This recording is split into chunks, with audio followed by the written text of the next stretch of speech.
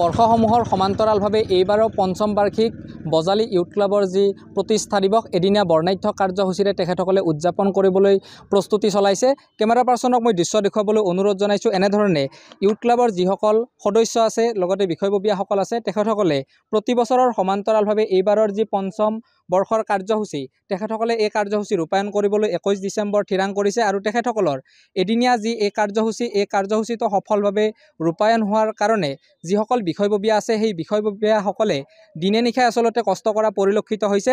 ইয়াৰ বিষয়ববীয়াসকল আছে তেখেতসকলৰ পৰা মই আচলতে তেখেতসকলৰ যি এদিনীয়া কাৰ্যসূচী সেই কাৰ্যসূচী সন্দৰ্ভত কিছু কথা জানিব চেষ্টা কৰিছোঁ। আপোনাৰ ওচৰলৈ আহিছোঁ, কি ক'ব আচলতে প্ৰতি বছৰৰ সমান্তৰালভাৱে এইবাৰো আপোনালোকে পাঠশালাত এদিনীয়া কাৰ্যসূচীৰে যি প্ৰতিষ্ঠা দিৱস পালন কৰিব, কি ক'ব?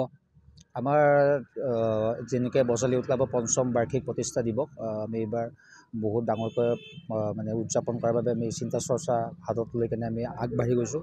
আৰু অহা 21 তাৰিখে আমাৰ ঠিক 5 বজাৰ পৰা আমাৰ গোটেইখিনি কাৰ্যসূচী আৰম্ভ হ'ব আৰু লগতে এইবাৰ উপস্থিত থাকিব 90sৰ বলিউড ছিংগাৰ হেমাচাৰ দেশাই, কাজী টকী আৰু মনালিছা চক্ৰৱৰ্তী, বিজয় কাশ্যপকে ধৰি বহুকেইগৰাকী শিল্পী উপস্থিত থাকিব। আৰু লগতে আমাৰ প্ৰথম বাৰ্ষিক আমাৰ মুখপাত্ৰ উন্মোচন হ'ব প্ৰত্যয়, আৰু তাতেও আমাৰ বিভিন্নজনৰ পৰা বৰ্তমানলৈকে আমি সঁহাৰি লাভ কৰিছোঁ। আমি আশা কৰিছোঁ আমাৰ এই কাৰ্যসূচী সফলমণ্ডিত হ'ব।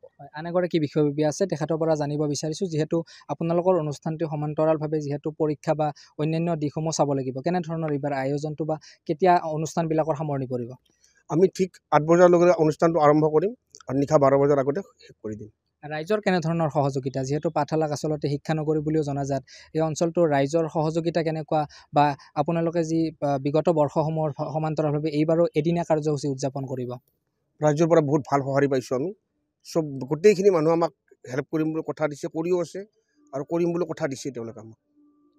অনুষ্ঠান এটাৰ সমান্তৰালভাৱে তেখেতসকলে বিভিন্ন সাংস্কৃতিক অনুষ্ঠান ৰূপায়ণ কৰা পৰিলক্ষিত হয়, কিন্তু এইসমূহ অনুষ্ঠানৰ পিছতে আচলতে এখন স্মৰণিকা বা মুখপাত্ৰৰ জৰিয়তে সকলো অনুষ্ঠানৰ বিষয়বস্তুসমূহ উল্লেখিত থাকে এখন মুখপাত্ৰ বা এখন কিতাপৰ জৰিয়তে। আৰু এইবাৰ তেখেতসকলৰ ইউথ ক্লাবৰ যি এখন মুখপাত্ৰ এইবাৰ উলিয়াব, এই মুখপাত্ৰৰ উলিওৱাৰ দায়িত্বত আছে বজালীৰ এগৰাকী জ্যেষ্ঠ সাংবাদিক তথা এই আলোচনীখনৰ সম্পাদক। তেখেতৰ পৰা জানিব বিচাৰিছোঁ আলোচনীখনৰ নাম কি হ'ব বা কেনেধৰণৰ আয়োজন কৰিছে এইবাৰ? অনুষ্ঠান এটাৰ মুখপাত্ৰ বুলি ক'লে এখন দাপোন বুলি কোৱা হয়, যিহেতু মুখপাত্ৰখনত সকলো দিশ সামৰি থকা হয় বা মুখপাত্ৰখন সদায় কাৰণে আমাৰ মানস পটত জিলিকি থাকে। তাৰ কাৰণে আমি এইবাৰ বিশেষকৈ মুখপাত্ৰখনত বিশেষভাৱে গুৰুত্ব দিয়া হৈছে আৰু মুখপাত্ৰখনৰ নাম প্ৰত্যয় দিয়া হৈছে। আৰু আমি বিভিন্ন লেখিকাৰ পৰা আহ্বান জনাইছিলোঁ লিখনি, আৰু আমি সেইদৰে সঁহাৰি লাভ কৰিছোঁ। বিভিন্ন ঠাইৰ পৰা কাৰ্বি আংলঙকে ধৰি গুৱাহাটী, নলবাৰী বিভিন্ন ঠাইৰ পৰা আমাৰ লিখনি আহিছে আৰু যথাসম্ভৱ আমি আটক ধুনীয়াকৈ সেই মুখপাত্ৰখন আমি সুন্দৰভাৱে সজাই পলাই তোলাই হৈছোঁ। আৰু যিহেতু অনুষ্ঠান আছে, সাংস্কৃতিক সন্ধিয়া আছে, আৰু এই সাংস্কৃতিক সন্ধিয়াতে প্ৰতিদিন টাইমৰ মুখ্য সম্পাদক নীতুমণি শইকীয়া ছাৰে সেই মুখপাত্ৰখন উন্মোচনী কৰিব বুলি আমাক জনাইছে আৰু তেখেতে আহিব বুলি আমাক কৈছে। আৰু অনুষ্ঠানটো সকলো ৰাইজৰ বজালীবাসী ৰাইজৰ সহায় সহযোগিতা শ্ৰদ্ধাৰে বিচাৰিছোঁ। যিহেতু পৰীক্ষা আছে, পৰীক্ষা থকাৰ বাবে আমি কিছু সময় আগত বা যিহেতু 12 বজাৰ লগে লগে আমি অনুষ্ঠানটো শেষ কৰিব চেষ্টা কৰিম। আৰু যিসকল ছাত্ৰ ছাত্ৰীৰ পৰীক্ষা আছে সেইসকলেও যাতে পৰীক্ষাৰ লগতে যিসকলে পাৰে, যিসকলে পৰীক্ষা নাই সেইসকলে যাতে আমাৰ অনুষ্ঠানত আহে আৰু অনুষ্ঠান উপভোগ কৰে, তাৰ বাবে আমি আহ্বান জনাইছোঁ।